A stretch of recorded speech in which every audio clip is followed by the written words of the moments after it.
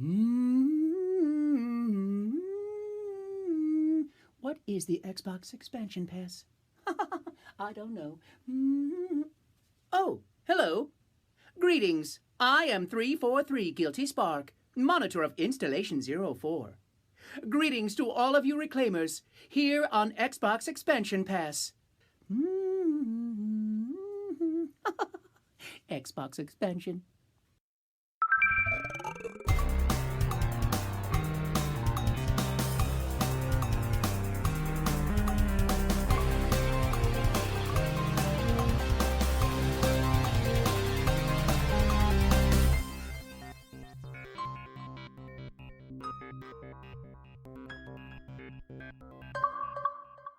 Welcome one, welcome all to episode 115 of the Xbox Expansion Pass, recorded on Saturday, January 15th, 2022. I am your host, Luke Lohr, the InsipidGhost. In this episode, we welcome Doctor Moe, host of the Backlog Chronicles, to the show to discuss the latest gaming news, including the discontinuation of the Xbox One models, the impressive sales numbers of the Xbox Series S and X, and the latest AAA title to miss its release date. Enjoy. Yet another week of gaming is upon us and behind us. Welcome to XEP, discussing all things in the gamerverse as they pertain to the Xbox ecosystem. And as I am wont to do each and every week, I like to start the show by offering words of kindness to those who have made my gaming week better. And this week, the words of kindness head straight to my guest, a man whose DMs I'm in rather often of late, the host of the Backlog Chronicles, Doctor Moe. How are you, sir? How you doing, man? Good to be here. Good to be here with you. I am. How about you, man? How you I'm doing? ecstatic. I am chuckling because we're part of this great season gaming kind of group chat thing where I'm laughing with you every single week, and each week that chat just I look forward to reading it, you know. Yeah. And Yeah. so it occurred to me as I was reading it, I've not had you on XEP. That blew my mind. So I need you to let the listeners know. I'm sure there's some overlap, of course, but let anyone that's unfamiliar with the Backlog Chronicles and who you are, let them know where to find you and what it is you do with your content. Yeah, absolutely, man. My name is Mo. We have a podcast. It's a gaming podcast called the Backlog Chronicles. We do not chronicle any of our backlog because we're terrible people. We are usually live on Sunday nights at 8 p.m. EST on YouTube. And yeah, man, it's just four of us very close friends. We just kind of, just talk video games, talk what's going on in the gaming week, and we keep it casual, we keep it friendly. It's just natural conversation, man. It's like one of the things we pride ourselves on is just people joining us and telling us like this is like a conversation I'm having with my friends, and that's really what we set out to do. So yeah, man, I love it. I love doing it. It's literally that, and I love watching you guys because it's just buddies hanging out. Like Machine Gun Mike is my spirit animal when he's chatting about like superhero games and such. Yeah. Jordan's obnoxiously good looking. K-Med brings reason. It's fun, you know. Yeah, we have a good group of characters on the show, man. Everyone has their everyone brings a different strength, so it's cool, man. Yeah, I really enjoy it. Thanks for always being. I know you're always with us too on Sundays, man. I appreciate you.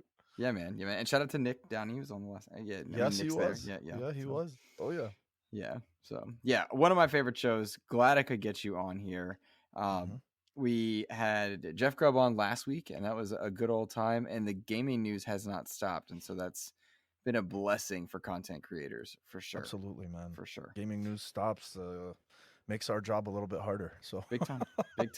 Well, before we get too far into the actual news of the week, I want to do a quick bit of housekeeping and let any listener know that I'm currently doing a giveaway for a game of your choice from February, whether it is on PlayStation, Switch, or Xbox, of course, PC as well. All you need to do is DM me or respond to the Twitter thread that's making the rounds, your review, 5-star review from Spotify, because Spotify does reviews right now. And gotta say, man, I started this contest. I was at like 12 reviews on Spotify. Kicked up. I'm at 26 right now. I'm loving it. That is awesome, man. That's great. That's great. That's I never really put I didn't really start paying attention to the whole reviews thing until you and Joe really started bringing it up. Mm-hmm. You know, because we've been on, well, I mean, we've been on iTunes and Spotify for like the past year and a half at least, and Mm-hmm. yeah, I never really paid attention. You know, I mean, we have like 4 reviews I think on iTunes, and I know most people don't, but I see why. I think like the higher you're rated, the higher it pushes it up the algorithm. I'm assuming, Right. right? Like if somebody, Yeah, yeah, yeah, yeah. okay, yeah, so that makes sense. I Yeah. should try that. I should Yeah. definitely do. And I'll tell you, like in my personal thing, Joe was the one from the trophy room was the one that made me realize how important it is. And as a guy who's, I mean, I did the numbers the other day. You are my 65th guest on Mm-hmm. XEP, Mm-hmm. and this is the 114th episode. So like, I'm often out there trying to recruit people and whatnot, but it's me every time. And it's like, Mm-hmm. oh, that's the challenge of trying to do a solo show in an Sure. Xbox space where you've got, you know, Defining Duke and Podcast Unlocked and Yeah. XCast and all these Mm-hmm. major players there. So it's cool to kind of try and make my way up that list for sure. And then Mm-hmm. reviews do help. That is a real thing. Reviews and likes and subscribes, those make a difference in the algorithm world, which, you know, that's the difference between doing a solo show and then getting to just hang out with your buddies every episode. You know what I mean? Yeah, absolutely, So, man. Oh yeah, yeah. that's good. Well, look, man. Gaming news happened this week. I'm actually really happy with what's going on because it gives us plenty of talking points. First and foremost, we've got a read on where the Xbox Series S and X are ranking in unit sales, which is not something that Xbox releases. However, comments that Phil Spencer made to the New York Times in an interview suggest that the supply chain is as big as it's ever been, which surprised me. That the supply is more than they've had in Xbox One, 360, and the original Xbox, despite the fact that demand is such that they're sold out constantly. Mm-hmm. And he went on to say, quote, that it's the demand that is exceeding supply. At this point, we've sold more of this generation of Xboxes, the Series S and X, than we have of any other previous version of Xboxes, end quote. Mo, that means this thing is selling faster than the Xbox 360. And that's wild to me.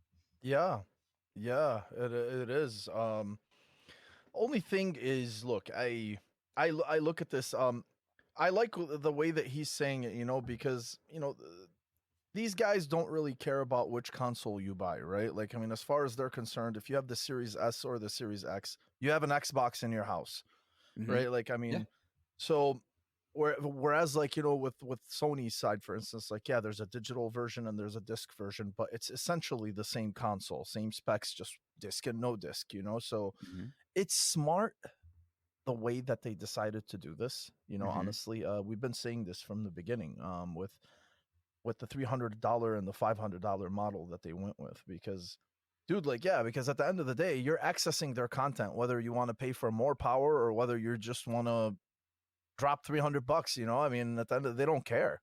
You have an Xbox in your house, and the easy, you know, the easy entry model, the $300, you know, like, I mean, which really won't hurt many people, you know, in terms of just an entry to the Xbox ecosystem. It's worked out wonders for them. I would love to see the breakdown between the Series X and the Series S, because I know that the Series S is more readily available. Like, I mean, I always see pictures of like the Series S available on shelves in like Costco or Target or whatever it is. Right. Because the Series X it's never ever, you're not going to see it on shelves. You're just not. Well, so there's two things that come to mind there. First, we have on good authority that the Series S costs half the amount of silicon in order to be made compared to the Xbox Series X, which is impressive. Second of all, it's easier to ship because, of course, it's smaller. And Phil Spencer put a comment out specifically about that. He said, quote, we can actually build more of the Series S chips in the same die space as we can the Series X. That's a key reason why we're seeing steady Series S stock alongside their decision to discontinue the Xbox One. So that's impressive as well. That it is, man. It really is. And to be honest, you touched on it initially when you led into this segment. The fact that it's outselling the 360 at this point is just remarkable. You know, I mean, and it's a very, very good litmus test for how well the brand is doing in general and how well they've rebounded, you know, from the debacle of the last generation that we had. And good for them, man. You know, like, I mean, I hope they keep it up, and I hope they sustain it. This Game Pass situation that they got going on is fantastic for them. It's you know, I mean, and again, like, I mean, Game Pass is the common denominator here. Whether you're paying for the Series X or the Series S, they at the end of the day want you to either buy their software or get on their Game Pass platform. And it's been excellent as long as they can keep sustaining that that great content on Game Pass. Right. Yeah, man, it's nowhere but up for them, to be honest with you. Good, it's really, really fascinating to see it, especially with how, considering that the 360 is one of the most popular consoles of all time, and now you're outdoing the most popular your most popular console of all time. I mean, so it's great. I love to see it. It's good for the industry, man. It's great for the industry, and certainly there was no way at the time they were designing the Series S and X that they could have predicted the circumstances we'd be in, as far as what they would need to acquire, where the global pandemic would hit things and force the markets to be. However, when you've got a Game Pass service where you just need a barrier to entry to be low so that you can log in on some device and play One X, Series S, Series X, PC, tablet, and then you've got a global supply shortage of things and a system that can get onto shelves for half the components as your competitor or yourself, more or less there's some wiggle room in that. That's turned out to be just a blessing in disguise for them, because if they're able to get more Series S's out there while people are going there to find a Series X or PS5, they're going to want something. And that Game Pass enticement of you can stream and play and do whatever, I mean, that's a window in an ecosystem that people may not have gone to before. I think that's the reasoning in my mind. Yeah, no, but yeah, you hit it on the spot, man. Absolutely. It's like I'm telling you, it's great to see. I think this is very healthy. I think this is healthy for the industry. I think it's healthy for the brand. And I just love that they recognized what their weaknesses were, and they're starting to capitalize on it. And we're starting to see it this year. Look at this year, just their releases that they had, between Psychonauts and Flight Simulator and obviously and Halo Infinite, and there's always that fourth one that I keep freaking forgetting. Deathloop and Forza are the ones. Forza, of course. Jesus Christ, yeah. Now Deathloop, obviously it didn't hit the platform, but it is technically an Xbox game studio. So yeah, man, it's I mean, we have yet to see the fruits of their labor, in terms of, I forgot which rep it was. Well, not rep. I forgot who it was. Which I don't know if it was Matt Booty. I could have sworn it was Matt Booty. And one of the things I loved that he said is anything that was already being made, or anything that gets released, he basically said, like, he doesn't want games, that even though technically games like Deathloop, for instance, even though technically Arcane is a Xbox game studio, it kind of sounded like he was basically saying, like, that game's been around for a long time, so, like, we don't want to take the credit for it as a Xbox game studio game. And I respected the hell out of that, I mean, because he's basically saying, like, what we do in the future with all of the studios that we have is where our name comes in, and I love that, man. That was awesome. I agree. Yeah, I really, really respected that from him. I agree. Sure. There were a lot of good vibes, and they said a lot of the right things surrounding that Bethesda acquisition and the subsequent Bethesda releases, and then the Double Fine release. It seems like they've been doing a very good job at kind of walking that line of positive communication, and that's smart. I mean, it's smart for a couple reasons, and I'm going to tie it back to hardware, but then kick back out to software. Amidst this, the initial story of Series S and X selling super well, it was also reported that PlayStation 5 or PlayStation 5's, the two SKUs that are there, have shipped 13.4 million units, which is incredible given the circumstances. And Xbox is kind of close behind that, which impressive as well. And when you've got the two competing at that level, and you're saying the right things, you're praising your studios, you're not taking credit where it's not due, and you're holding yourself accountable. And I'm thinking about accountability in the sense of how we've watched them handle Halo Infinite's rollout. They're really hitting a lot of good strides to make amends for those they might have burned in the past. And that mindset finds its way into the market outside of just the hardcore, right? It starts changing the way people talk about Xbox and the brand to those who may not be in tune with everything. Like, oh, Xbox heard they were whack. Well, no, now they're back kind of on track. No, they're doing better. They're doing this stuff. They've got this thing coming. They just put out this. Those things make a difference in ways that I don't know I gave credit to in years past. Mm-hmm. No, they do. They definitely do. It's just it's really crazy, man. And even the demand itself for this generation is something I don't think we've ever seen before. You know, I mean, these consoles. I mean, yeah, you know, say what you will about the Xbox One, but the Xbox One and the PS4 were on shelves. You know, like I mean, we're talking obviously pre-COVID. Like Mm-hmm. this is consoles used to be healthily stocked on shelves, and people would just walk in and grab one. And it's Mm-hmm. really amazing that even now, with everything that's going on with the chip shortage and you know the online frenzy and people, I mean, they're both outselling what came before them. You know, Yeah. at this point, even the PS5 is outselling the place. It's outselling the PlayStation 4. That's crazy to me. Like, I mean, and And again, like this is just healthy for the industry because it's growth. It's I don't know what it is about this generation. Why so many people want these consoles, but I mean, it's amazing. I think it's fantastic. And when I look at the way PlayStation handled it, they had some really good exclusives kind of in the first part of their year in Yes, 2021. yes, Returnal and Ratchet were kind of their two main ones, but I always mm-hmm, think of Miles Morales, even though it was cross-gen. mm-hmm, But they gave you reasons to get in early, and those especially Miles Morales has a great tale to it. People are still mm-hmm, buying that game mm-hmm. in droves. Plus the Spider-Man movie. Microsoft had the inverse of that, where Forza and Halo came out at the end, and in between were good feel good game releases for first party with Deathloop and Psychonauts, which gave both parties reason to celebrate. Right.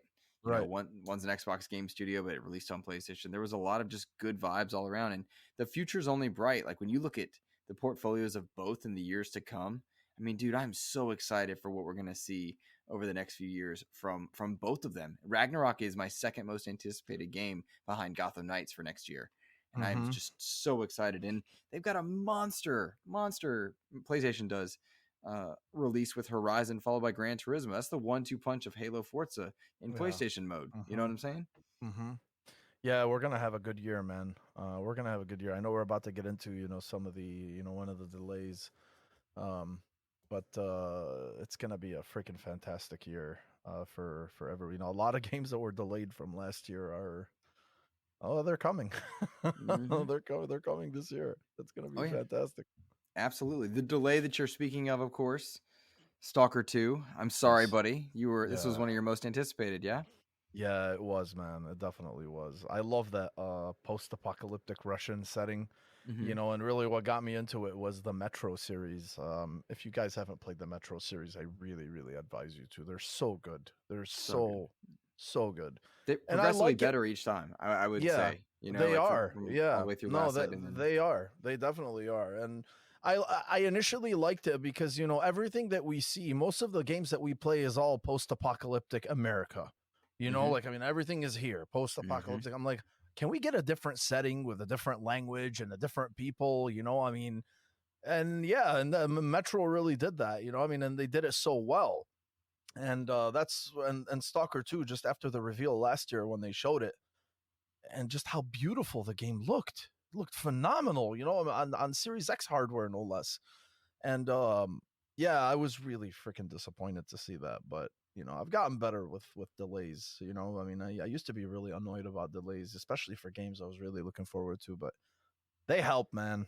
They definitely help, especially with you know, I I hate to think see where Halo was, man. I'd hate to see. I would have loved it, but like, would we be celebrating it? No, no. no, I not as much as we are now. Probably not.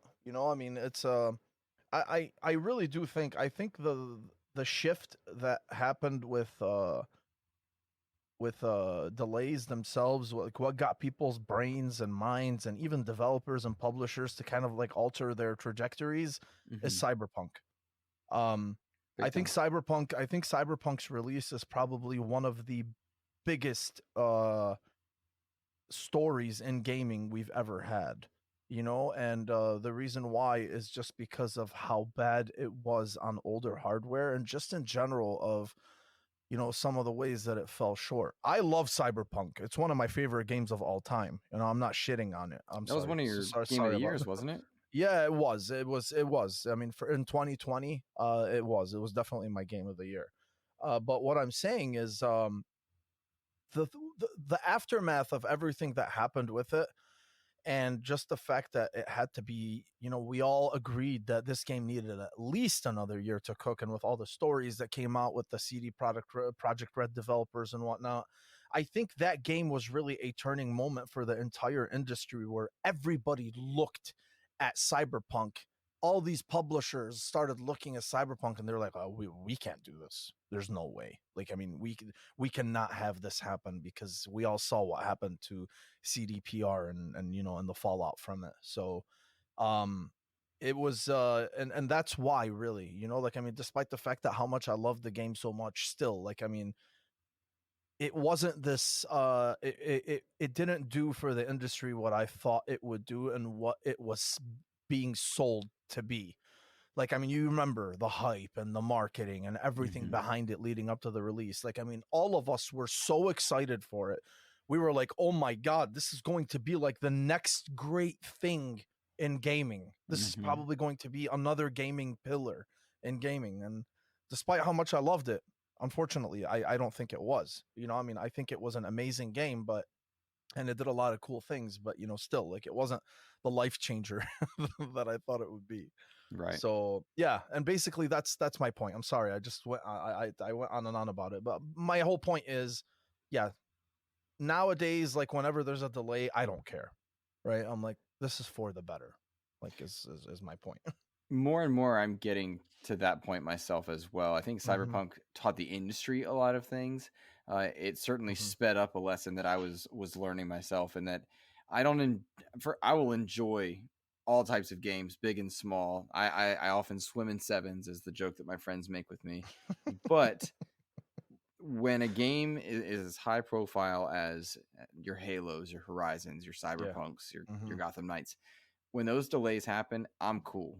I'm fine with it. I'm absolutely okay. Say that you need it, take it. I mean, in Stalker's case, they literally said these additional 7 months are needed to fulfill our vision and achieve the desired state of the game. It's the biggest project in history for GSC, which is the developer, and it requires thorough testing and polishing. We are convinced the development should take as long as necessary, especially in the case of such a project, end quote.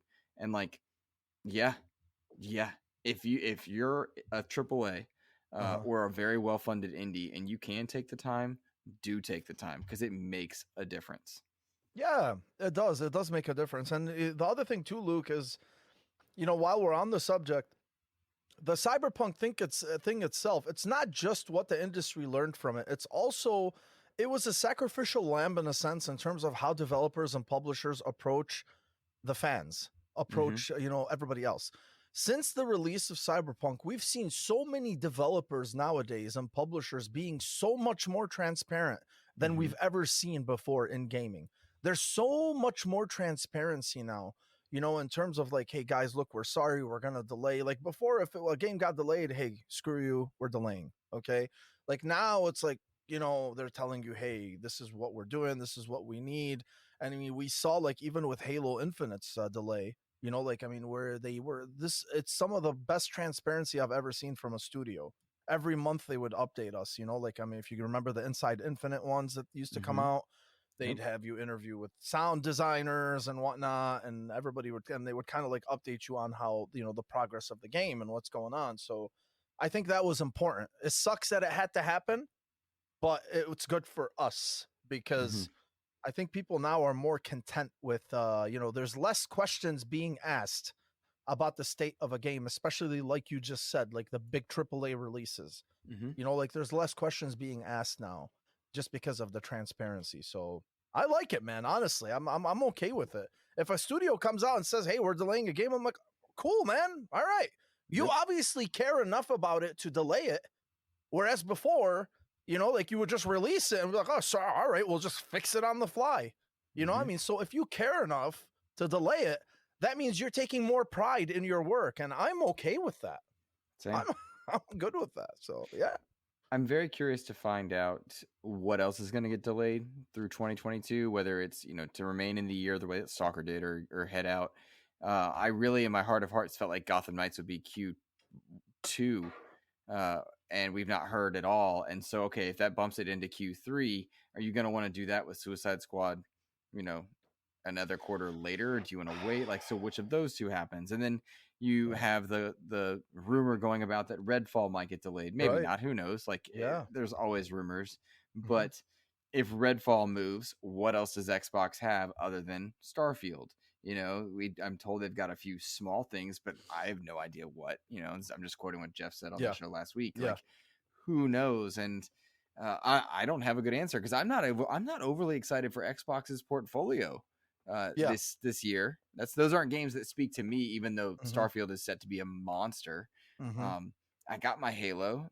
My Batman is multi-party. There's no other superhero game. Spider-Man's not on my console of choice, and so it's like, all right, what am I looking forward to? And I don't know what else is going to Yeah. get moved around this year. You know? Yeah. Yeah, no, you're right. We were actually we were talking about that just a little while ago in the group chat. When we were talking about the Redfall thing, about the rumor, and we were saying, we're like, if Redfall was supposed to come out like in the summer, I think in June or something Mhm. like that. So if that ends up getting delayed, I mean, yeah, now you're talking about the portfolio, and I don't even want to say it's paper thin. There's literally nothing, yeah, sure, you have Tunic, but Tunic is an indie. Tunic is Mhm. not a game that gets people to come to your ecosystem. It's No. not the game that tells people like, hey, I want to buy this, or I want to subscribe to Game Pass. Like, that's not what it is. Right. A lot of those games are going to come later. And I'm not saying Stalker was either, because Stalker had a 3-month exclusivity, which I thought was a little weird. I remember you and I were talking about this. What is it? Underreported. That 3-month exclusivity. I don't think anyone knows that. Like, Right? really knows that. Yeah, and the thing is too is, like, I remember I showed you guys this article from May Mhm. 2021 that said that it was a 3. I was like, what the hell? I never knew this.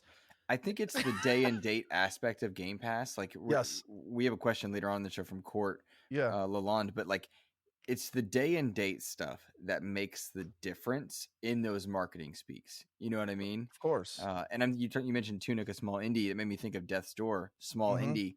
Everyone was surprised that it was exclusive, but not day and date Yeah. on the Game Pass, or not on Game Pass at all. Like, it's just funny how the narrative has altered of our expectations for one ecosystem versus another, versus the outlier of Nintendo. And when I Yeah. think about what that portfolio is, and then Stalker's exclusivity, it's like, all right, so this is a 2022 exclusive for Xbox now, right? Mhm. Like, Mhm. like, okay, that's a way to word it, but Yeah. that's just marketing speak. And what else is there? And I don't know what else there is for PlayStation either at the end of the year, because do you think Ragnarok's holding? I don't know. I don't know. Obviously, yeah, we have Gran Turismo and we have Forbidden West, and I still think that Ragnarok is going to release in April.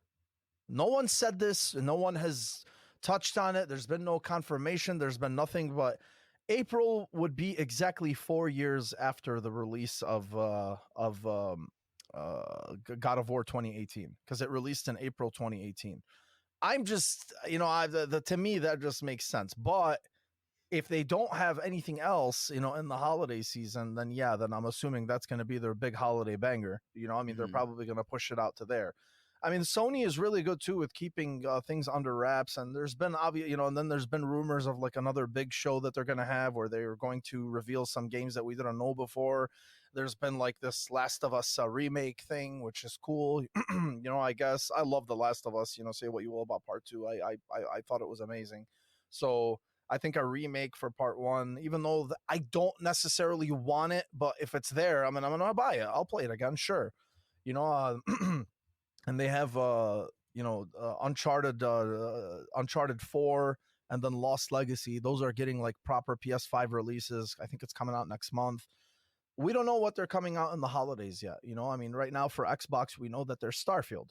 We know Starfield is going to be their it's going to be their pillar in the holiday. And then if you got if it delivers on the Skyrim in space, that's going to be a monster. It's going to be huge. It's going to be huge if they end up doing that. And that's the thing we were talking about too with Redfall. If it does get delayed, if it gets delayed, what are you going to do? Are you going to, because that's also considered a big AAA game, so you can't push it out into the holidays. Starfield's been talked about for years now, and that it really needs its own island. It needs its own attention. It needs people coming to the platform for it. Now, yes, you could say, sure, Redfall is going to be a different experience, but I don't know, man. I mean, I'm not in that space. I'm not going to pretend to know how the business is run, but for me, I'm just looking at it as a consumer, and I'm like, no, man, you want all the attention on this. If it's going to be as good as we are expecting it to be, Mm-hmm.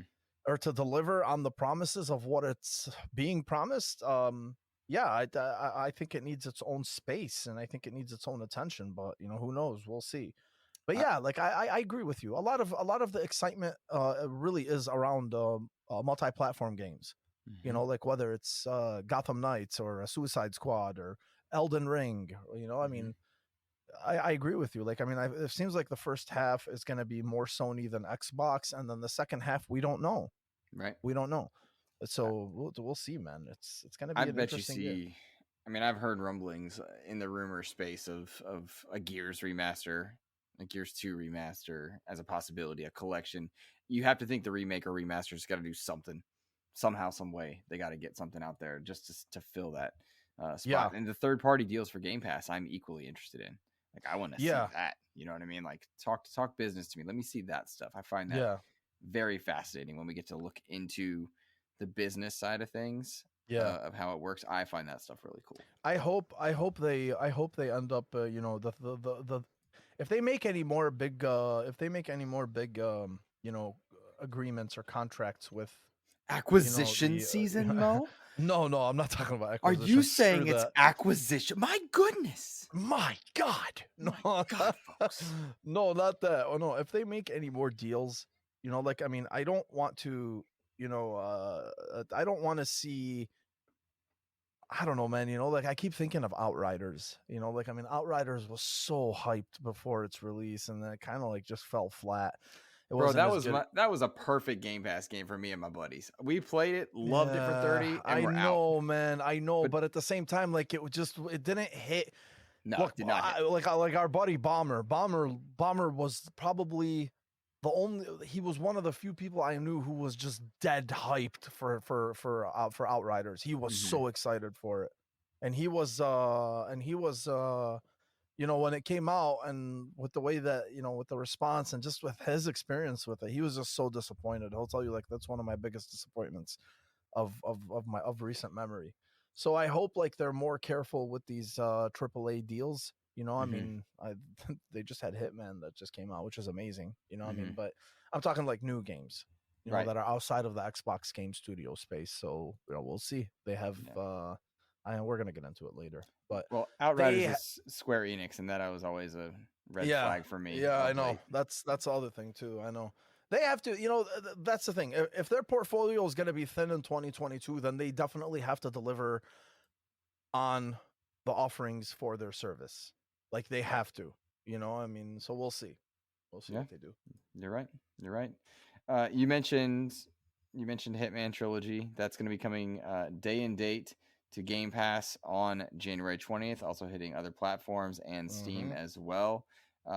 It's weird because Hitman was available through Game Pass. The Hitman's 1 and 2, and then I think 3 was around, but like the trilogy is a special bundle that's coming there. Let me say this to anybody listening. If you have not played Hitman's 1 through 3, they only get better. They're treated like gold by IO. That's a great developer that punches above its weight.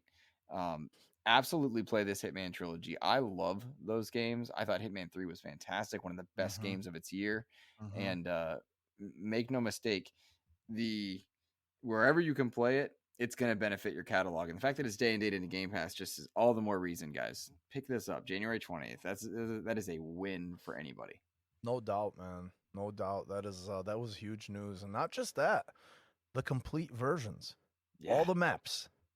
All the maps. Yeah, all the maps are coming. I mean, that must have been a nice chunk of change that IO is getting, for that. So it's great to see, man. It's great to see more people getting into it, and yeah, like Luke said, you guys definitely need to play it. It's a different animal. Hitman is just amazing. God damn, it's so good. I hope that's paving the way. I would love to see IO end up with Xbox Game Studios. They're talented. They deserve the funding. We know they're doing a project with them. I want them to end up in a place where they can consistently get funded. And obviously the Microsoft has the money and they're looking for people. But I don't know if this paves the way. That could be conspiracy theory talk. And bottom line, I just want IO to survive because they are just so talented, so talented. They've got what's their next project? It's big. I'm blanking on it. IO's good, dude. IO's good. The best thing they ever did was split off from Square Enix and retain retain their IP. Mm-hmm. So they own the Hitman IP, and they've gotten so. I think they said Hitman 3 was profitable for them in like a week, like less than 1 week after it went on sale. And aren't they doing Bond? Is it yes, Bond? they are. Yes, they are, bro. Yes, they are. And that required obviously a deal with MGM and whatever. Yeah, that's James Bond. That's got to be multiplayer. Yeah. Oh no, it will be. It will be. Now, as far and then like you just mentioned, their project with Xbox. So IO's good, man. IO's in a very good place. I mean, initially it was a little bit scary for them, because really their success depended on Hitman's success, and that's just been flying colors. I mean, that series and the way that they developed it. I'm talking the new ones. Obviously the 1, 2, and 3. I'm so happy for them. It's really good. We need studios like that, to push the industry forward and to just sustained excellency. Like, I mean, that's the thing. Like, their games are so good and so well done. And that's what we need. Agree. That's what we need. So I'm happy to see that. I'm happy to see their success. So Court Lalonde wrote in, and he wanted to know what's the next franchise to hit Game Pass. If Hitman Trilogy is kind of the most recent one, what's the next one to come in? Honestly, bro, I think Battlefield 2042 is gonna make it.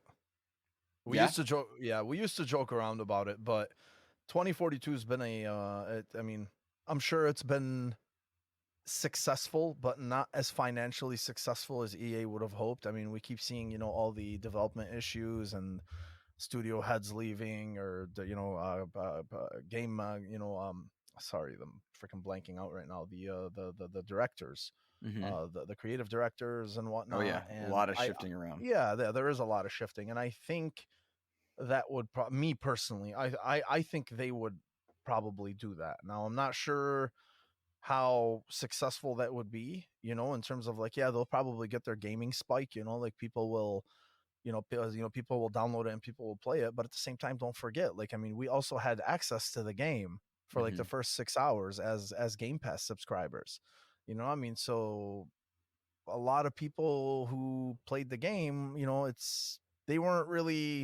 they didn't see much reason to play it past the 6 hours that we were offered. Look at our group, like we have Ains and we have Jordan. Jordan and Ains love Battlefield, right? And even to this day, they haven't bought the game. They're like, nah, I'm good. They're playing Halo or whatever it is. So, I could see that. I mean, the one thing we didn't see was, the game, which I'm sure you're going to bring up, from Ubisoft, but I think that's what it is. Like, I do believe that EA will probably strike a deal, just to kind of like get their player count up for Battlefield 2042. But that'll depend on Microsoft and whether that's something that they want. Right. I mean, considering that they want Halo to be incredibly successful, which it already is. And I don't know, like I remember when the rumors were coming out about Battlefield 2042 coming to Game Pass, and I'm like, why would they do that? Right? Like, I mean, I was talking to people and I'm like, why would they do that? Yeah. Like, I mean, they have Halo coming out. That's that's one of their pillars, right? I mean, why would they put another game on their service that's going to potentially take numbers away from Halo players? Like, that just didn't make sense to me. That rumor struck me as EA would have been asking for that one because they knew the state. That was the only way that rumor made sense to me. Yeah. Yeah. So I wasn't really, I didn't buy it. I didn't buy it then, but now maybe, I don't know. We'll see. I mean, I can't see them, despite the fact that that's what I think. Like, I don't have anything else that's coming to my mind, to be honest with you. In terms of, if it's going to be a big game, it's obviously something that is going to require player count. Right. I mean, player count is what you want. So that's the only one I can think of right now. And I do really honestly think that's why I think Ubisoft ended up, doing the deal. If you're going to mention it right now, because I don't think, you know how they do like testings and metrics and pre-release the hype and whatever it is. Mm-hmm. I don't know, man. I don't think Ubisoft had it very. I don't think Ubisoft's numbers were very good, for for Yeah. Extraction. So I don't Yeah. know. I know you're gonna get into it. I'm sorry, I didn't want to jump the gun. But No, you're good. You're get good. led I into mean, it. for any listener that hasn't caught on, what he's alluding to is that Uplay is coming to Xbox and Rainbow Six Extraction is coming into Game Pass. Mhm. And I also racked my brain because I couldn't get around what new franchise it would be because we Extraction was known, but they've got all the Yakuza games on Game Pass. All the Halo Gears Those are stuff is leaving. there. Wasteland's there. What's Mhm. leaving? I think the Yakuza games are leaving, bro. Are they? Yeah, I think they're leaving soon. Interesting. I would watch that and see that they don't return pretty quickly. But like, the Bethesda catalog's there with Wolfenstein, Doom, and Elder Scrolls and stuff. What else is there except for the Ubisoft games? And they're, like you said, testing what they've got. I mean, you would never see a Call of Duty on Game Pass. No. Um, Yeah, that'll matter. so it's like, all right, do you make a push for the Assassin's Creed games because they want to have live service elements in their future iterations of Assassin's Creed? So do you want to push those? Ubisoft has always shown themselves willing to work with any platform. You've got PlayStation's competitor seemingly close now that they're pulling all PlayStation Now sales worldwide, so you can't buy PlayStation Now anymore. So you have to think they're headed for rebrand. What else would be available except for Ubisoft? We know Extraction's coming to Game Pass, but Uplay will not be embedded into Game Pass at its current form. I don't know the answer to Court's question. I don't know what else there is franchise wise. Yeah, with Ubisoft, if they do end up bringing something to Game Pass, I think it'll be on obviously like a case by case basis, as that we always hear. Like, I don't think they will ever bring Assassin's Creed to Game Pass, and the reason why is because Assassin's Creed is always consistently one of the best selling games of the year. But it's always on sale too. It is always on sale, yeah. But look at Odyssey. Odyssey's their most successful game. It's the most successful Assassin's Creed game. So I understand the chunk of change. First, it's going to require a massive chunk of change for Xbox, which I know they can afford. I mean, people always, whenever you have this conversation, look, it's Microsoft, they can afford it. We're like, no, we're not talking about whether they can afford it or not. It's whether it actually makes sense. I mean, Right. regardless, like, I mean, they still want to make money, despite how rich they are.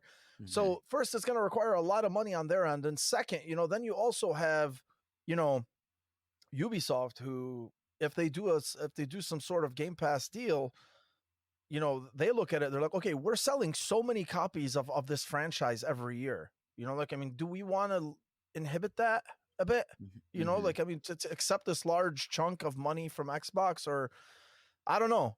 I mean, I don't think Ubisoft will do it for a game like Assassin's Creed. I think maybe they would do it for a game like Ghost Recon, that new one. NFT point. Whatever the hell it's called, the one that everyone was disappointed with. Breakpoint. Yeah. No, not even Breakpoint. The first person one. Remember the reveal for that first person one that they had? Frontline. It's not coming out anymore. They launched terrible. they brought it out and they're like, "Ooh, never mind." And they backed off on that one. So I mean, I think games like that where they know that they probably will get hit in the player count, that's, I think, something that they would consider. I remember they had a battle royale too. I forgot what it was called. They had like these massive like jump points. God, what was it called? Ubisoft's battle royale. It came out a couple of years ago. Yes, thank you. Yeah, that's like something that could have benefited. But actually, no, I'm sorry. That was free to play. What the hell am I talking about? So I'm not sure, man. Yeah, Court, that's a good question. I really have no idea. And if Luke doesn't know, then yeah, right. I got nothing. Short of them acquiring a WB and getting something big, and that's like a bullshit a BS answer. Like, that's not. I don't see that as the answer. Like, you know what I mean? Like, that just doesn't line up to the core. Yeah. They'd have to acquire a franchise at this point because I just don't know who they'd make a deal with. And if I'm wrong, like, some more power to you. Any listener, write in and tell me. Like, let me know, because I'm blanking on his question. It's a good question though. I like it. We glossed over a huge bit of news in that the Xbox One has stopped production altogether. They're no longer making and producing Xbox Ones, as they now shift over to just being all S and X. rest in peace, Xbox One. Thank you for the sacrifices you made to pave the way for the generation that we have now. A lot of the things that, the Xbox One's disastrous launch people didn't want are now standard, Mm-hmm. like always online, camera tracking in VR is there, voice activations. There's a lot of stuff that was in the Xbox One's bad launch that is now worthwhile in the industry and now accepted and wanted and used and desired. But the messaging was awful, and that system, it certainly laid the groundwork for what we have now in the same way the Wii U laid the groundwork for the Switch in many ways. Any one memory from the Xbox One that you have that stands out? Good, bad, anything? I'll let you I think. mean, My only memory is going over to my buddy Kev's house, playing Titanfall. Man, this is so good, and I'm not spending $500 to play it. I don't have that because I played the original Titanfall on PC. That's like when I was into PC gaming. Mm-hmm. I kind of like started mixing it up a bit, and I shifted a little bit more into PC gaming at that time. It was like maybe like 60-40 in PC. So I played Titanfall there, and I never really got a chance to play it on Xbox. So, I mean, when the Xbox One came out, I remember I bought it on the first day. I lined up at midnight. I got Dead Rising 3. I remember that I picked up Rise Son of Rome. I got what else? I can't remember. But yeah, I mean, probably the best memory I have early is really just Sunset Overdrive. I mean, I think that was one of my favorite releases. And it still is to this day. It's an amazing game, and I wish Sony would do something with it. Yeah. But yeah, no, man. Honestly, like I remember my first Xbox One, I sold it after like a couple of months. I was like, all right, I'm not doing anything with this because I spent so much time on PlayStation 4. I mean, so it was and I ended up selling it, and then I bought it again several months later only to just keep it around, I mean, still. So unfortunately I don't. The only thing is I didn't start, so it's kind of weird how I shifted, right? Like, I mean, so during the PS2 generation, I owned a PS2, a GameCube, and initially it was just a PS2 and a GameCube. Mm-hmm. When I bought the Xbox, the original Xbox, I shifted over to Xbox for all of my multi-platform games, right? And I was like, okay, that's like that's where I'm staying. Then when the PS3 and the 360 generation hit, I stayed on Xbox, right? And then I kind of shifted over to the PlayStation 3 towards the end of its life cycle, because a lot of great games started coming out in the second half of its life cycle. Right. And then last generation, obviously, we know what happened. I shifted back to PlayStation 4, and then I stayed like that until the One X came out. Once the One X came out, I shifted back to Xbox, and it's been like that since. In terms of where I spend most of my time, right. I mean, because when there's a AAA game that's coming out on Sony, I drop everything. I mean, whatever. I go, I play it. But majority of my time, friends and party chats and all that other stuff. Yeah, I mean, it's been and multiplayer games. Every multiplayer game I buy is on Xbox. So that's kind of where I've been since the release of the One X, and it's been like that since. Cool. Yeah. Nice. I was pretty strong PS4 after being very strong 360. And then when the One S came out, that's when I shifted back to being with Xbox. Halo 5 is I think what brought me over because I wanted more Halo, and that that had its own issues. And then I started doing the Xbox Drive podcast, and that kind of just paved the way to now being so steadfast into this ecosystem. Let me ask you though, what is your favorite? Well, do you have a favorite memory of the Xbox One? I don't know that it's directly tied to the system. I don't think so. None that's tied directly to the system. Yeah, but exactly. I think about my Scorpio edition 1X. Oh yeah. Because I tie that to my time with the Xbox Drive, which is what got me into Xbox podcasting, which took me to E3 with them, courtesy of the main host Sean Capri being Canadian. Man, Canadian Xbox Canada is so good to them. Yes, they are, man. They are so good to them. Yes, they are. I'm like screaming at Xbox proper, trying to no. But no, there's no like one memory that's tied to the system, and part of that I think is Xbox is cool with because they by the time they were really cranking on all cylinders, games were coming to PC. They were very few special edition releases of games. I mean, there were only saw a stat earlier. It was like Gears 4, 5, Ori, and Recore had collector's editions, and that was pretty much it as far as first party or exclusive collector's editions, and just no big tentpole moments specific to the console. Whereas the Series X, man, the moment I unboxed that thing felt special. Yes. That thing felt Yes, like it was. that was magical to unbox. It was, man. It was. It was just, man, you knew when you opened that box and just the presentation. Yeah. Premium. Man, they just nailed it. God. Everything said premium. And opening the PS5 like 3 days earlier was just the most depressing thing. It's like, oh, here it is. It's like, great next gen hardware, and that box for PS5 was just so lackluster. The freaking flimsy ass, like this flimsy cardboard on the outside, and then they had like this housing for the actual console itself. And it was embarrassing. Yeah, it was very anticlimactic. Yeah. Well, definitely. Let me veer in before we get too far. With it, kind of our last 10 minutes or so. Sure.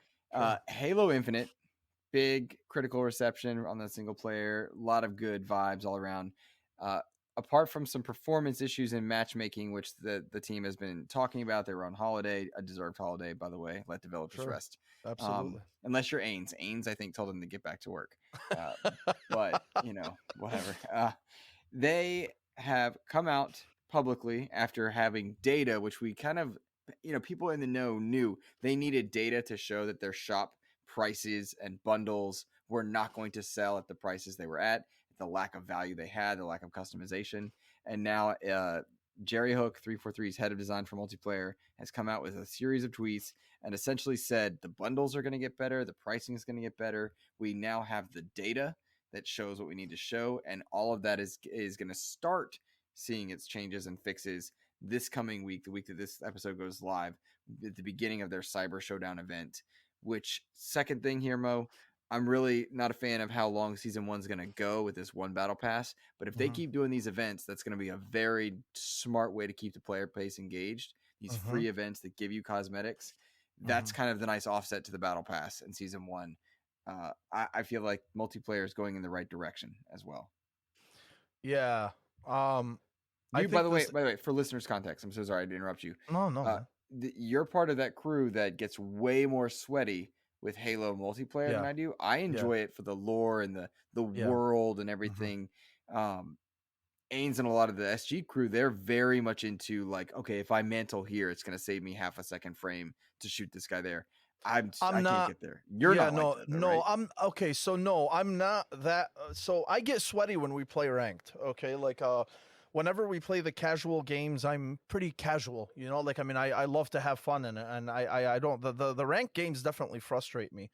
I'm a lot more into the lore, despite how much I absolutely adore the multiplayer. Luke, I watch like 1 or 2 videos a day on Halo lore. At least I try to. I swear to God, man. There's a guy, his name is Installation00 on YouTube. He makes some fantastic stuff. Definitely. And then there's also a new guy, Monster something. I don't know. He was talking about like I think I sent this in the group chat last week. I know I'm veering off. I'm sorry, but he talked about the that tablet that was in the Halo 3 map, one of the multiplayer maps, and apparently like that is an inscription of the mantle of responsibility or something like that. I'll tell you about it after the show. Okay. But Yeah. It's amazing. But anyway, the lore I'm very, very big on. I love it. I adore it. I think it's huge. As far as the multiplayer goes, to come back to your point, that's smart. It's smart because remember, every season was supposed to be 3 months, and the fact that they extended this season to 6 months, we were talking about that in the beginning. We were like, okay, like if you max out your battle pass to 100, then what? There were people that maxed out their battle pass within the first like 2 weeks, which I think is insane. I'm still on like level 79 or 78 right now, and I didn't buy the premium battle pass, which I kind of wish I did because I would have been maxed out right now. But yeah, like, so this is the best way to do it. You had the Fracture event last 2 weeks ago, and then you're gonna have this one that you're talking about right now coming up. This is what you need to do. You keep people engaged. You keep people, you give them that carrot on a string. to keep them invested and to keep them playing. And I think it's healthy, man. I think it's healthy, and until they get everything back on track, with a lot of the fixes that they want to implement, and the new game modes that they want to add, and just to kind of like flesh it out a little bit more. I think the multiplayer suite right now is good. I think it's Mhm. excellent, in terms of what they're offering. But yeah, they definitely need to add more modes. Modes that we know, and they have to beef it up, I think, a little bit more. But in terms of where it's at right now, I think it's great. Fixing the store and whatnot. And I agree with you, man. I think these events every few weeks are definitely good. Mhm. Until they get that 3-month cycle, for a per season in line, Mhm. which I think will happen once season 2 comes out. I think season 2 will be 3 months, because they said it themselves. It's been a really tough development cycle.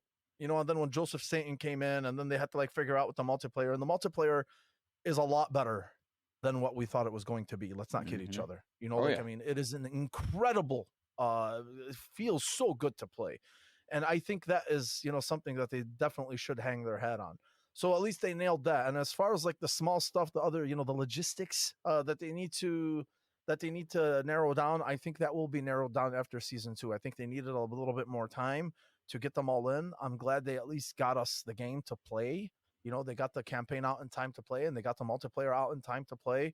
Some will argue that, hey, the multiplayer should have been delayed. I don't agree. I think some multiplayer games out there dream of playing or looking as good as Halo Infinite does. So, at least the multiplayer portion. So, yeah, I think, man, the future is very bright for this multiplayer, man. It's going to be huge if they continue to do this. And even like in the 3-month seasons, if they do like an event, like the Mhm. Fracture event or this one, once a month, Yep. as a side thing to the battle pass, I think that'll be amazing. So I'm really, really excited for it.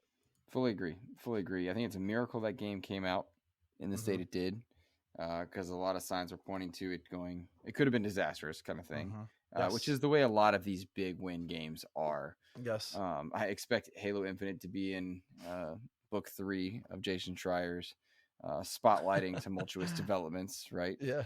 Um, but I'm very, very, very happy with it, and I love the response financially, because I want to support good ecosystems with money. I like spending money in ecosystems that reward me for my time, and they weren't doing that. But now they had the data. They showed people weren't going to buy it the way they were doing it. Customization was weird, and when you're setting yourself up to have a live service game, you need to hear the fans and the feedback. I'm a member of the Avengers community, and all 6 of us have feedback that say some of the stuff needs to change, and the team's too small to react quickly, and it's very frustrating. Yeah. Very frustrating. Yeah. Yeah. I agree, man. So, and they're on top of it, dude. They just be patient, people. Big They'll time. get it. Big Yeah. time. They'll get it. D- Dano has a question for us about that. He Okay. says, it is time that 343 added gears, armor, or helmets along with Doom Guy. He's right. He Yeah. says it's not a question, it's a demand of request. What games did you want to hit back and pat that didn't? So you can see he tricked me when I read that ahead. Um, he's right, though. It is time. I love cross promotion in Microsoft Yeah. properties. I Yeah. want to see a Halo level in Forza Horizon 5. I want to see some gears, armors into uh, Halo, because why Yes. not? I And agree. Doom Guy as well. Celebrate your portfolio. What do I you? agree. And to his very relevant question, any games that didn't hit back combat that you wanted to? Um. Oh yeah. Well, I used to really complain about Max Payne 3. And now, it's back compat now, but it still sucks that it's not updated. Yeah. That was like, really, man. I waited for Max Payne 3 for so long, and finally they're like, "Hey, it's here, but it's in its original state." And I'm like, "No! Why did you Mm-hmm. not boost it? Come on, that game needs a boost." So there's that. Splinter Cell, obviously all of them are there. I'm just like thinking right now. Ninja Gaiden Black, Ninja Gaiden 2, those are there. Um, Honestly, I don't know, man. I don't know if there's anything specific that I would want to be in back compat. I know the Togi games are there now, which I own both of them. I don't even know what that is. Dude, A I know togie. what game. Holy crap. I didn't even think of it. Def Jam Fight for New York. Let's go, bro. You need to bring Oh, that. That okay. needs to be. What is wrong with you guys? How did I forget that? See, that's a licensing nightmare, just like all mine are. 100%. That's why All it's my never going to happen. superhero games are licensing nightmares, and I just want them. I want Marvel Nemesis, Rise of the Imperfects. I want that there. I want all those Spider-Man games made by Activision and Beanox. Like, I want all those licensed superhero games. And then my super nerdy one, and don't hate me, Star Trek Legacy is one of my favorite games. I love Star Trek Legacy. I love Star Trek, so I was like, all right, this is cool. Yeah. Yeah, some of those, man, those are like the little gems you can never get back. There's a PS1 game that I loved, and somebody asked me 2 years ago what PS1 game I wanted back, and I did not answer because it did not age well in terms of like it wouldn't have aged well societally. But it's called Future Cop LAPD, and you're basically you're handling a crime-ridden LA area, and you're going around in this super mech like stopping crime and just blasting everything. But they asked me right in the middle of all the social unrest going on, where cops were basically getting outed for being awful. I was like, well, I can't tell anybody I want that game back. Like, that will not go over well. Yeah. Yeah.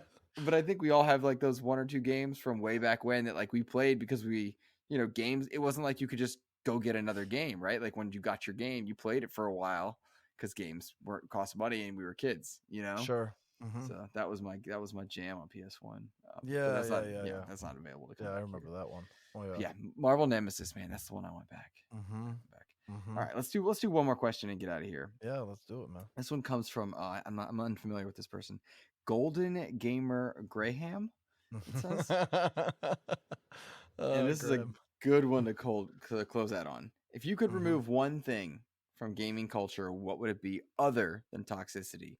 Stupid thumbnails on YouTube videos, the quote acquisition season, people thinking companies are their friends, or perhaps that people don't understand that regardless of the feature, Breath of the Wild did it first. What would you remove from gaming? You love Breath of the Wild. You know what's funny, man, is I actually love Zelda. I love the Zelda games, but how can you hate the best Zelda game? That's not the best Zelda game. I'm sorry to anybody who thinks it is. It is. It's oh, so good. God. Yeah, so I know. I'm a boomer, man. I prefer the traditional dungeon style Zelda. If there's anything I wish I could get, I don't know, man. Like it's kind of tough. Obviously, toxicity would be at the top of the list. I mean, you always want those douchebags to be gone. The ones that just cause mayhem for no reason. Yeah. The thing is too is like all the stuff that we make fun of, like with acquisition season and the Phil Spencer thumbnails and all this stuff. Like it works, man. It works. Like it works for these people and to promote their pages. And I'm telling you, like, I mean, it's so cringe to me, but hey, man, I'm not gonna knock your grind. I mean, it's but it honestly works. What I want to get rid of is I'm sorry, I'm keeping it teen, I promise. Shitty journalism. Okay, like I mean that's what I want to get rid of. Yeah. I want to get rid of that. I want better written reviews. I don't want a review that's written, I don't want reviews or articles that feel like they're being written by amateurs, especially for ones that work for the big gaming outlets. I want reviews to coalesce and make more sense. We don't have a lot of reviewers out there that we really look up to, ones that we actually, whose word like we really take seriously. There's only very, very few of them, and I think that's sad considering how many outlets there are and how many writers they have working for them. So honestly, like that to me is one of the biggest things, because these people don't understand how much power they wield with the words that they write, depending on a review or a preview or whatever it is. And if your stuff sounds amateurish, I mean, like what the hell, there was something about Cyberpunk, the Cyberpunk's map not having ramps, or one of my favorite parts is, if you remember the review for Yeah, man, there was one of the reviews. I can't remember right now, but the reviewer said something about the color of um the zombies in Days Gone, right? Mm-hmm. And yes, it was a GameSpot article. It was a Mm-hmm. GameSpot article. It was a GameSpot review. She said, I know I'm not singling out a woman. I'm just saying, like, this is just one of the things that sticks out to me because there's a lot of terrible male journalists out there too. Mm-hmm. But yeah, like just something like, the color of the zombies, like all the zombies in Days Gone are white. I mean, and I remember I'm like, you did not play the game because there's a very specific moment in the game that explains what happens to them and with their skin color. I mean, it's part of the narrative. Mm-hmm. I mean, and that's the thing. Like, that's what I'm talking about. I don't want to. I'm singling that one out specifically because I don't want to read a review and look at it and be like, this guy barely played the game. This guy barely played the game. He barely knows what's going on in this game. Mm-hmm. You know what I mean? And I hate that. I don't like that. Like, if you're going to review something, put your heart into it, man. Put your heart into it. And if you don't like it, then have somebody else do it. Somebody who it'll resonate with more. Right. Like I just don't like that. That's like putting somebody who doesn't like racing games to play a racing simulator. Right. They're not gonna like it, dude. They're not. They're just not gonna like it. I don't know, but yeah, I went on way too long with this, but yeah, that's a great answer. That's a great answer. In large part, I would agree with you. That is the number one thing I would change. I really can't stand the thumbnail game. I'm terrible at thumbnails, so maybe that's part of it. But like shock face, Phil Spencer face, but it does work, the shock right? Face. Oh. It does work though, and some of the content creators that I do genuinely really like use it, and it's like, all right, well, I need to make peace with this. It's got to stop bothering me. Yeah. But I think if I could fix one thing, and I don't know if you'd classify this as toxicity, but the idea that praising one thing is interpreted as condemning another really bothers me. That in praising one thing, it condemns another. One of the things about XEP is it focuses on Xbox or news that impacts the Xbox ecosystem, which means by default, I bring up Xbox's primary competitor often. And that is not a slight. That is not a slight. And often I use it to criticize Xbox. But just the idea that you can't talk about one thing without people interpreting it as condemning its competitor irks me. And I'm not talking just like consoles, but in games or genres. And, when people try to compare God of War to Halo Infinite, it's like, yo, that's apples and oranges. What are you doing? Oh my God. It's just exhausting. And I don't get into that. That's just not where I'm at. But I'll counterpoint, something I do get into is appreciating how much people like certain games for different reasons. To go back to the Halo element of multiplayer versus Lohr. Ains Bowden of Seasoned Gaming, who's why I know you, which is why I brought him up. He loves Halo as much as I do, in such a different way. I like seeing that amongst gamers. Finding out what people enjoy and how it's different. That's kind of the opposite. I want to see more of that. Tell me why you love a game. That was a thread I did a couple days ago on Twitter, just because I wanted to see, and people were bringing up games for all these reasons that I would never care to play a game, and it was pure love, and it was awesome. Loved it. Yeah, no, I agree with you, man. It's it's interesting to see the different reasons people love games for. I mean, one of the things that like me, with games that I love, I could tell you, I could honestly sit for hours, explaining to you, depending on what it is that you're bringing up to me. If you want to have a conversation with me about, specific franchises, like we were joking around the other day about Assassin's Creed, if you want to talk Ezio Trilogy to me, you want to talk about Splinter I was Cell. so trolling you. I'm sorry. I know you. I never You were played killing me, bro. I'm reading my phone and I'm like, there's no way this guy's serious. I'm like, there's no way. I was telling him, it's like, Ezio's the worst. Like, who would like him? You're like, Ezio's the worst. I'm like, Luke, no, don't do this to me.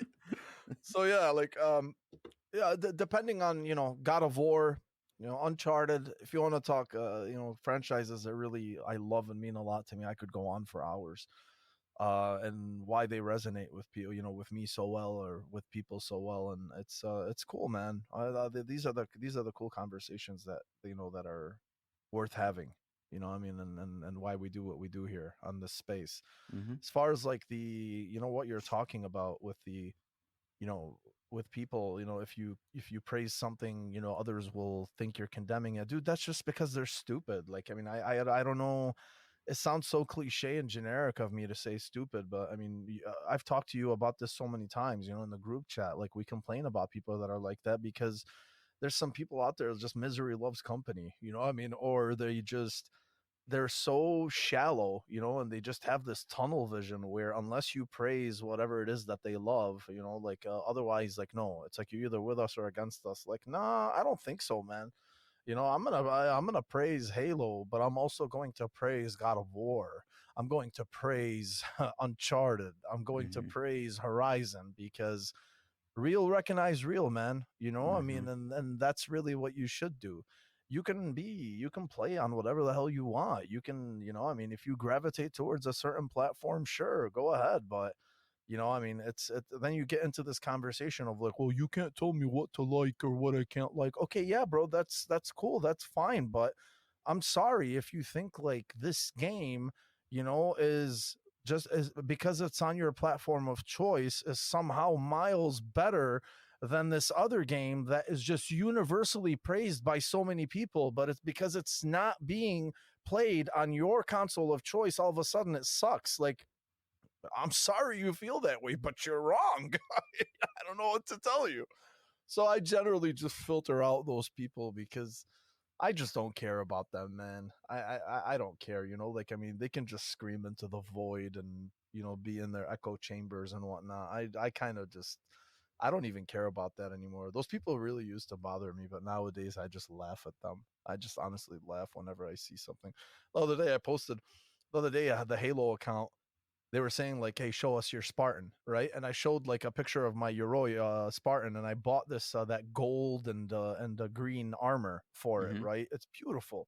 And I was just showing it, and then some guy comments under me because I had the Mr. Chief. Yes, I bought Mr. Chief, right? Like, I had the Mr. Chief thing on the armor on the chest, and he's like, well, I can let the premium armor go, but you bought Mr. Chief. People like you are the reason why these people keep extracting money out of us and blah blah blah. Like, dude, shut the hell up, man. Go crawl back into your hole and leave people alone.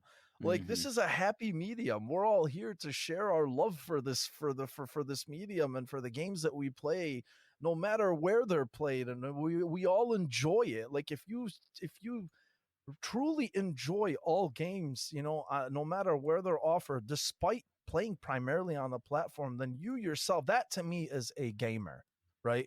There's so Right. many, there's so many different definitions of that. Like, what constitutes a gamer? Hey, yeah, cool, man. I mean, everybody thinks they're gamers, whether you're on, you can be a gamer no matter where you play, whether it's on mobile or whatever the hell it is. But at the same time, like, to be a gamer, it means you have to appreciate everything that's being offered across the spectrum. You don't have to like it, right? Right. You don't Right. have to like it, but you have to appreciate what's being offered. You can't look at quality titles. You can't be a PlayStation a pony and look at a game like Halo or Psychonauts or Forza 5 and say that game sucks. Like, I'm sorry. Like, Yeah. It didn't get make out of sense. here. Like, Yeah. go away. You can't be an Xbot and look at games like Horizon or God of War Ragnarok or whatever and say like, oh, same recycled garbage. Like, no, bro, no, it's not. Stop it. Yeah. Like, stop it. So yeah, I just went on a rant, dude. I'm sorry. It was good. Don't apologize. That's why I got you here, bro. Oh, I man, got you I here. know, man. We're trying to stay in your allotted time frame, man. I'm sorry. You're good. You're good. Well, we are at that allotted time frame, though. So tell me, my friend, any last things you would like to touch on? You can rant again if you need to, my friend. Where can people find you? Where should they go for your content? Yeah. Let the people know, man. Yeah, no, man. Thank you for having me on. This was awesome. Far too long a in the fan. making, by the way. I Yeah. told him off air. I legit thought I'd had him on XCP, and I'd straight up ignored a DM from him from a year and a half ago. So embarrassing. So man. embarrassing. You're good, dude. You're good, man. I love you, man. I appreciate it. Thanks for having me on. It was great. It's awesome. I haven't had a one-on-one in a long time, like this. So it's nice. I know why you do it. It's a nice format because it's more personal. It's just you and the other person, and I really appreciate it. I love it. So thanks for having me on, man. Heck yeah, dude. It's good freaking show. Yeah. You can find me on Twitter, Docta _Moe, MOE, and the Backlog Chronicles, which is at TBC Cast. We're live every Sunday night, 8 p.m. Eastern Standard Time, and catch us on YouTube. And yeah, man, that's about it. You'll see me on Twitter floating around, giving my takes, and I promise I don't give hot takes. So I'm just I just love talking with gamers and people and just meeting so many people. Look at you, man. I barely knew you, and now we're freaking great friends. Darn just right. because of video games and Twitter. That's the best, man. It's the best. And Yes, I it will is. say, any listener, go rate Backlog Chronicles on Spotify, on iTunes. Hit a like on YouTube. I'm learning that I have to say that. I know. And it's a weird lesson to have to learn, right?